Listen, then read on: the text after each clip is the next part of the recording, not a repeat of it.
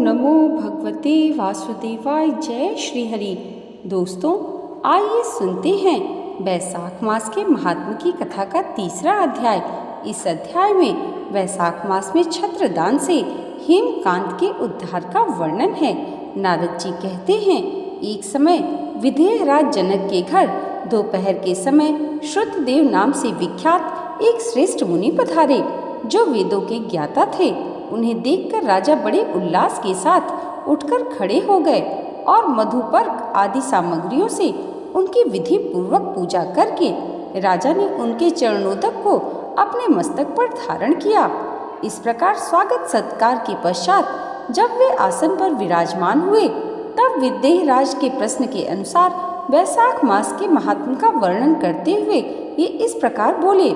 श्रुतदेव ने कहा, राजन, जो लोग वैशाख मास में धूप से संतप्त होने वाले महात्मा पुरुषों के ऊपर छाता लगाते हैं, उन्हें अनंत पुण्य की प्राप्ति होती है। इस विषय में एक प्राचीन इतिहास का उदाहरण दिया करते हैं। पहले वंग देश में हेमकांत नाम से विख्यात एक राजा हुए। वे कुशकेतु के पुत्र, परम विद्वान और शस्त्रधारियों में श्रेष्ठ थे। एक दिन वे शिकार खेलने से आसक्त होकर एक गहन वन में जा घुसे। वहां अनेक प्रकार के मृग और वराह आदि जंतुओं को मारकर जब वे बहुत थक गए, तब दोपहर के समय मुनियों के आश्रम पर आए। उस समय आश्रम पर उत्तम व्रत का पालन करने वाले सर्तरचि नाम वाले ऋषि समाधि लगाए बैठे थे, जिन्हें बाहर के कार्यों का कुछ भी भान नहीं होता था। उन्हें निश्चल बैठे देख राजा को बड़ा ही क्रोध हुआ और उन्होंने उन महात्माओं को मार डालने का निश्चय किया। तब उन ऋषियों के 10,000 शिष्यों ने राजा को मना करते हुए कहा, ओ खोटी बुद्धि वाले नरेश, हमारे गुरु लोग इस समय समाधि में स्थित हैं। बाहर कहाँ क्या हो रहा है इसको ये नहीं जानते, इसलिए इन पर तुम्हें क्रोध नहीं करना चाहिए। तब राजा ने क्रोध से विह्वल होकर शिष्यों से कहा, द्विज कुमारों, मैं मार्ग से थका मांदा यहाँ आया हूँ, अतः तुम्हें लोग मेरा आतिथ्य करो। राजा के ऐसा कहने पर वे शिष्य बोले, हम लोग भिक्षा मांगकर खाने वाले हैं। गुरुजनों ने हमें किसी के आतिथ्य के लिए आज्ञा नहीं दी है। हम सर्वथा गुरु के अधीन हैं, अतः तुम्हारा आतिथ्य कैसे कर सकते हैं। शिष्यों का यह कोरा उत्तर पाकर राजा ने उन्हें मारने के लिए धनुष उठाया और इस प्रकार कहा, मैंने हिंसक जीवों और लुटेरों के भय आदि से जिनकी अनेकों बार रक्षा की है, जो मेरे दिए हुए दानों पर पलते हैं, वे आज मुझे ही सिखलाने चले हैं। मैं ये नहीं जानता, ये सभी कृतघ्न और बड़े अभिमानी हैं। इन आतताइयों को मार डालने पर भी मुझे कोई दोष नहीं लगेगा। ऐसा कहकर वे कुपित हो धनुष से बाण छोड़ने लगे। बेचारे शिष्य आश्रम छोड़कर भय से भाग चले। भागने पर भी हेमकांत ने उनका पीछा किया और 300 शिष्यों को मार गिराया। शिष्यों के भाग जाने पर आश्रम में जो कुछ सामग्री थी, उसे राजा के पापात्मा सैनिकों ने लूट लिया। राजा के अनुमोदन से ही उन्होंने वहां इच्छानुसार भोजन किया।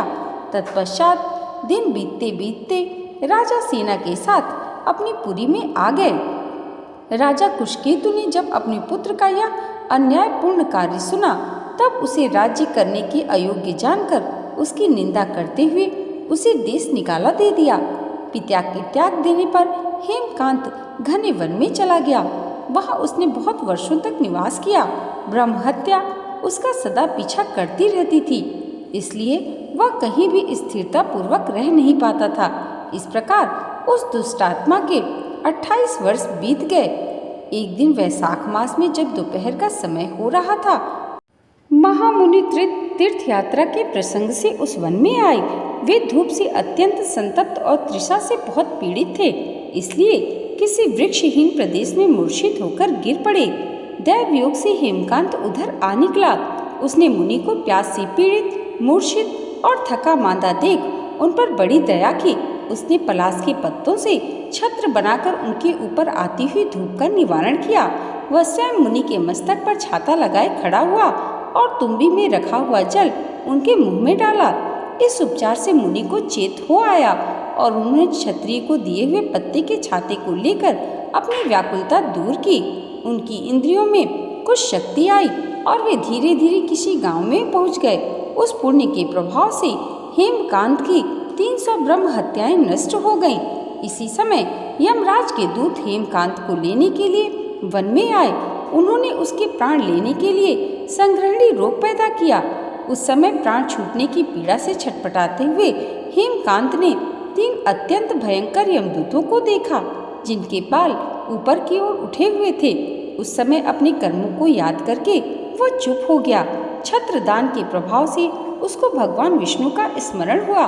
उसके स्मरण करने पर भगवान महाविष्णु ने विश्वक्सेन से कहा, तुम शीघ्र जाओ, यमदूतों को रोको, हेमकांत की रक्षा करो। अब वह निष्पाप एवं मेरा भक्त हो गया है। उसे नगर में ले जाकर उसके पिता को सौंप दो। साथ ही मेरे कहने से कुशकेतु को यह समझाओ कि तुम्हारे पुत्र ने अपराधी होने पर भी वैशाख मास में छत्रदान करके एक मुनि की रक्षा की है, अतः वह पाप रहित हो गया है। इस पुण्य के प्रभाव से वह मन और इंद्रियों को अपने वश में रखने वाला, दीर्घायु, शूरता और उदारता आदि गुणों से युक्त तथा तुम्हारे समान गुणवान हो गया है। इसलिए अपने इस महाबली पुत्र को तुम राज्य का भार संभालने के लिए नियुक्त करो। भगवान विष्णु ने तुम्हें ऐसी आज्ञा दी है। इस प्रकार राजा को आदेश देकर हेमकांत को उनके अधीन करके यहाँ लौट आओ। भगवान विष्णु का यह आदेश पाकर महाबली विश्वक्सेन ने हेमकांत के पास आकर यमदूतों को रोका और अपने कल्याण में हाथों से उसके सब अंगों में स्पर्श किया।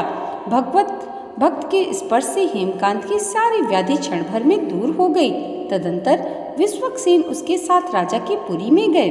उन्हें देखकर महाराजा कुशकेतु ने आश्चर्य युक्त किया। भक्ति पूर्वक मस्तक झुकाकर पृथ्वी पर साष्टांग कर घर में प्रवेश कराया। वहां नाना प्रकार के स्तोत्रों से उनकी स्तुति तथा वैभवों से उनका पूजन किया। तत्पश्चात महाबली विश्वक्सेन ने अत्यंत प्रसन्न होकर राजा को हेमकांत के विषय में भगवान विष्णु ने जो संदेश दिया था वह सब कह सुनाया। उसे सुनकर कुशकेतु ने पुत्र को राज्य पर बिठा दिया और स्वयं विश्वक्सेन की आज्ञा लेकर उन्होंने पत्नी सहित वन को प्रस्थान किया। तदंतर महामना विश्वक्सेन हेमकांत से पूछकर और उसकी प्रशंसा करके श्वेत द्वीप में भगवान विष्णु के समीप चले गए। तब से राजा हेमकांत वैशाख मास में बताए हुए भगवान की प्रसन्नता को बढ़ाने वाले शुभ धर्मों का प्रतिवर्ष पालन करने लगे। वे ब्राह्मण भक्त, धर्मनिष्ठ, शांत, जितेंद्रिय, सब प्राणियों के प्रति दयालु और संपूर्ण यज्ञों की दीक्षा में स्थित रहकर सब प्रकार की संपदाओं से संपन्न हो गए। उन्होंने पुत्र पौत्र आदि के साथ समस्त भोगों का उपभोग करके भगवान विष्णु का लोक प्राप्त किया। वैशाख सुख से साध्य अतिशय पुण्य प्रदान करने वाला है। पाप रूपी ईंधन को अग्नि की भांति जलाने वाला, परम सुलभ तथा धर्म, अर्थ, काम और मोक्ष चारों पुरुषार्थों को देने वाला है। जय जय श्री हरि। दोस्तों, आज की ये वीडियो अगर आपको अच्छी लगी हो तो कमेंट बॉक्स में जय श्री हरि ज़रूर लिखिएगा और इसे लाइक और हमारे चैनल पर पहली बार आए हैं तो सब्सक्राइब करना मत भूलिएगा।